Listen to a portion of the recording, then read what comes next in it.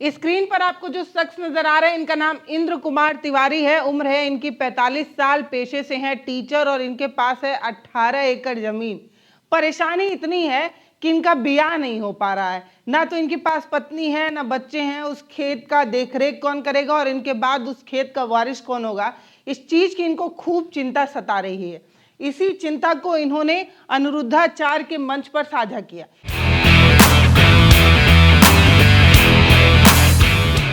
इनको तो आप बहुत अच्छे से पहचानते होंगे। ये वो बाबा हैं जिनके मंच पर अजब गजब लोग आते हैं। ये मंच पर पीठाधीश होते हैं और नीचे लोग आते हैं, ऐसी ऐसी बात करते हैं कि उसे सुनकर लोग जो है वो हंसते हैं। खूब रील वायरल होती है। इनके अनुरुद्धाचार्य हैं।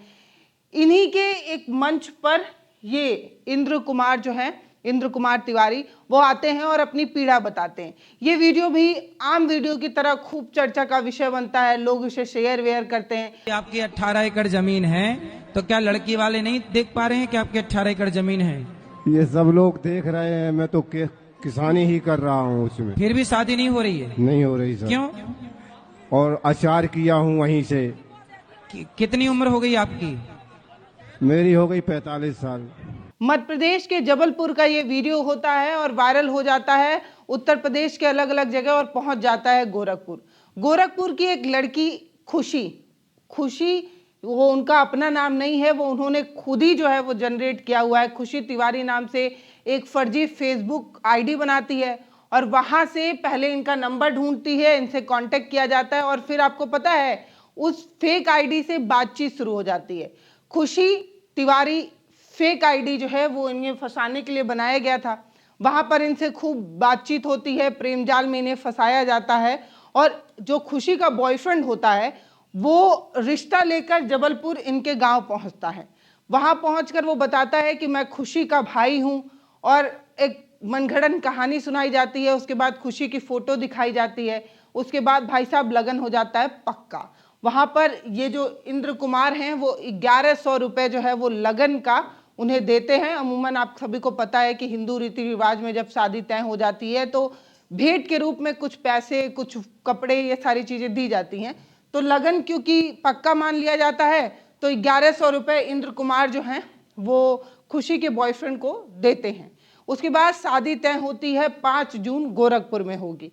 ये जो शख्स हैं, क्योंकि इनके पास भाई साहब 18 एकड़ जमीन है जिसका कोई रखवाला नहीं है, अब इनके पास पैसा अथाह है, पेशे से टीचर है, तब जब शादी पक्की होती है तो ये जो इंद्र कुमार हैं वो अपनी 1 एकड़ जमीन जो है वो रख देते हैं गिरवी। उससे इन्हें 1.5 लाख रुपए मिलता है। वो 1.5 लाख रुपए लेकर वो जेवर बनवाते हैं। अच्छा सुंदर जेवर की फोटो जो है वो खुशी को फेसबुक के द्वारा भेजा जाता है। वो अप्रूव करती है, अपनी पसंदीदा ज्वेलरी जो है वो तैयार होती है। फिर भाई साहब कपड़े लत्ते, पैसे, जेवरात लेकर ये शख्स जो है वो गोरखपुर पहुंच जाते हैं 2 तारीख को। 3 तारीख को एक होटल में रुकते हैं। शादी तय दिन 5 जून को तय होती है। अब ये जो खुशी, मासूम सा चेहरा, खूबसूरत सी लड़की आपको नजर आ रही है, दरअसल ये खुशी है ही नहीं। इसका नाम साहिदा है। साहिदा नाम की एक लड़की फर्जी खुशी तिवारी नाम का फेसबुक आईडी बनाती है और आईडी जो है इन्हें पटाने के लिए बनाया गया है। इस आईडी से खूब बातचीत होती है, खूब मैसेज वैसेज होता है, ज्वेलरी पसंद की जाती है। उसके बाद ये खुशी जो है इसकी शादी हो जाती है। शादी के बाद ये लोग वापस होटल पहुंचते हैं। इतने ही देर में जो इंद्र कुमार होते हैं वो शादी की फोटोज जो है अपने घर भेजते हैं, आस पड़ोस से पड़ोसियों को भेजते हैं, बहुत सुंदर है कि नहीं, ये सारी बातचीत हो जाती है। उसके बाद गांव वालों को ये बताते हैं कि हम 6 जून को ट्रेन पकड़कर वापस जबलपुर आने वाले हैं, अपने घर बहुरानी को लेकर आएंगे। लेकिन जैसे ही इंद्र कुमार खुशी से ये कहते हैं कि चलो अब घर चलें, इस पर खुशी जो है वो आनाकानी करने लगती है। वो घर नहीं जाएंगे कि जिद पर अड़ जाती है। इस पर इंद्र कुमार को बड़ा अटपटा सा लगता है। शादी हुई है तो ससुराल तो जाना ही पड़ेगा भाई, लेकिन ये खुशी जाना क्यों नहीं चाह रही है। इंद्र कुमार उन्हें समझाते हैं लेकिन खुशी तैयार नहीं होती है। इस पर इंद्र कुमार कहते हैं कि नहीं जाना है तो मत जाओ, मेरा पैसा और जो भी शादी में जो कुछ भी लगा है वो सब मुझे दो, मैं वापस जाता हूँ। फिर खुशी और उसके बॉयफ्रेंड को ऐसा लगा कि कहीं मछली जाल से निकल ना जाए, इसलिए फिर से एक अलग तरीके की कहानी गढ़ी जाती है। पहले इन दोनों ने सोचा था कि इंद्र कुमार को बहला फुसला कर रोक लेंगे, उनकी जो 18 एकड़ जमीन है वो अपने नाम करा लेंगे, लेकिन जो इंद्र कुमार हैं उनको कुछ अजीब लगने लगता है, दाल थोड़ी काली नजर आने लगती है। उसके बाद समझिए कि एक नई तरीके की साजिश रची जाती है इन दोनों की तरफ से। फिर क्या होता है, फिर खुशी ये कहती है कि ठीक है हम आपके साथ चलेंगे, लेकिन मैं चाहती हूँ कि मैं अपने गांव चलूँ, अपने जो बड़े बूढ़े हैं उनका आशीर्वाद ले लूँ।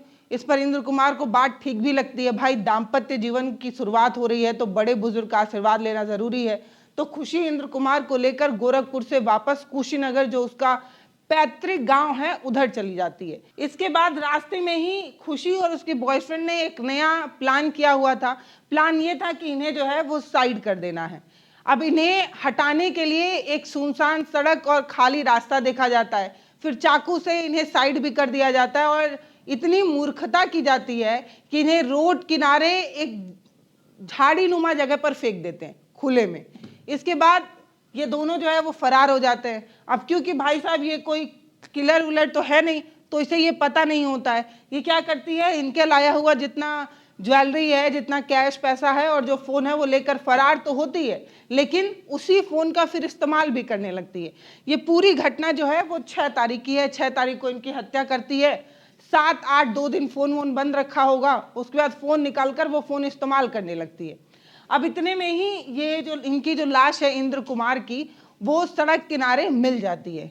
पुलिस लाश को देखती है, उसकी खोजबीन जो है वो जारी करती है। अब उधर मध्य प्रदेश के जबलपुर में इंद्र कुमार के जो पड़ोसी हैं उन्हें कुछ अजीब सा लगता है। दुल्हनिया आने वाली थी 6 तारीख को, अभी तक आई नहीं। इधर इंद्र कुमार का मोबाइल भी बंद है। परिवार वाले बहुत परेशान हो जाते हैं, पहले ढूंढने की कोशिश करते हैं अपनी तरफ से। जब उन्हें कुछ भी समझ में नहीं आता है तो वो वहाँ जबलपुर के एक थाने में जाकर गुमशुदगी की रिपोर्ट दर्ज कराते हैं। गुमशुदगी की जब रिपोर्ट दर्ज होती है तब इधर एक लाश मिलती है कुशीनगर के पास।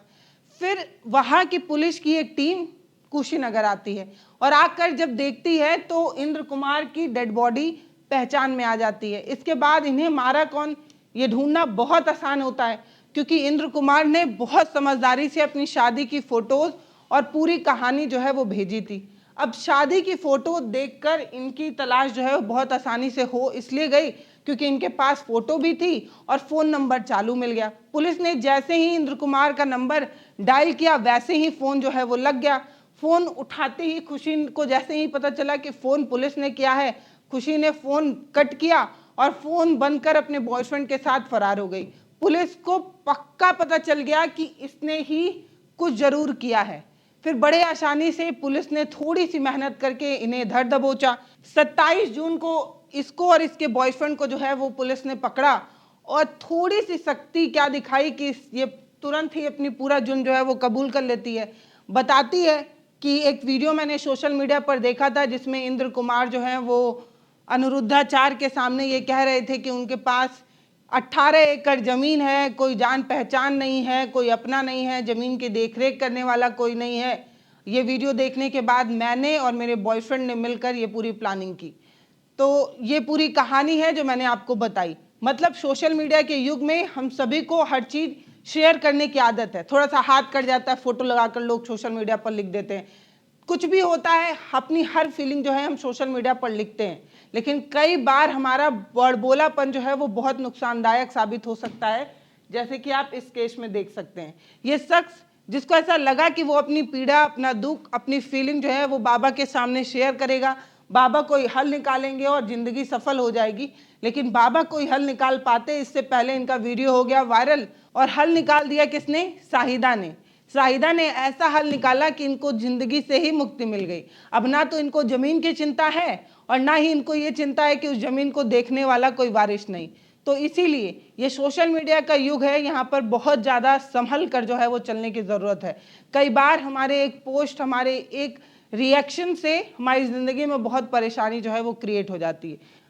अब परिवार वालों का ये कहना है, इनके पड़ोसियों का ये कहना है इंद्र कुमार का कि भाई साहब बहुत भोले सज्जन मानुष थे, सबका भला किया करते थे, मतलब दिन भर पढ़ाया करते थे और अपनी खेती में भी मशरूफ़ रहते थे, ले देकर बहुत भले मानुष थे, लेकिन किसी शाहिदा के चक्कर में फंसकर जो है इनकी कहानी ख़त्म हो गई। फिलहाल इस वीडियो पर आपकी जो भी राय है वो आप हमें कमेंट सेक्शन में लिखकर ज़रूर बता सकते हैं। फिलहाल इनके पीछे से कोई रोने वाला तो नहीं है, लेकिन इनका वीडियो सोशल मीडिया पर इतना वायरल है कि ये पूरी कहानी, ये पूरा किस्सा जो है वो चर्चा का विषय बना हुआ है। हर इंसान यही कह रहा है कि भाई साहब कहीं भी कुछ भी बोलने लायक नहीं है। कई बार हम कुछ बोल जाते हैं और बहुत बुरा फंस जाते हैं, जैसे इंद्र कुमार तिवारी फंस गए शाहिदा के प्यार में। फिलहाल नमस्ते, मैं पल्लवी, आप देख रहे हैं भारत एक नई सोच। वीडियो को शेयर करिए, चैनल को सब्सक्राइब करिए। बहुत धन्यवाद।